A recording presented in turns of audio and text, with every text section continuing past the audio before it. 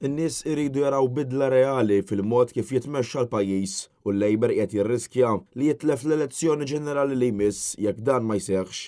Hekk saħaq il-Ministru tal-Finanzi Clyde Caruana f'intervista mat Times of Malta fejn botta ċara li tmexxija Laburista u insista li jrid ikun hemm bidla reali dan fl-isfond ta' rapporti interni li qed jikxfu kif it-tmexxija tal-Labor ma trid tieħu l-ebda responsabilità ta' dak kollu li ġara fl-elezzjonijiet ta' 8 ta' Ġunju.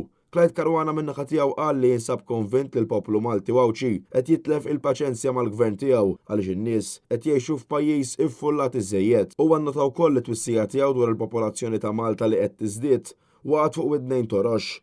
Anke bosta drabi u kien wieħed minn dawk il-vuċijiet li sostna li pajjiżna jeħtieġ aktar u mhux inqas barranin. Il-Ministru Caruana semma kif pajjiżna il-popolazzjoni risqa lejn 600,000 u l-qudiem qatt tiżdied iktar.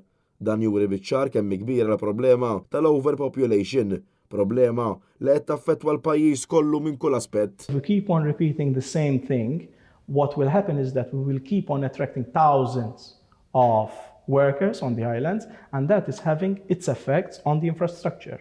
And as I said earlier on, people, they already had their say on what they think with respect to that. I mean, with respect to the population, I said that we will be 800,000 by 2040. If the current trends continue, we will be already at 600,000 by the end of this legislature. By the end of this legislature.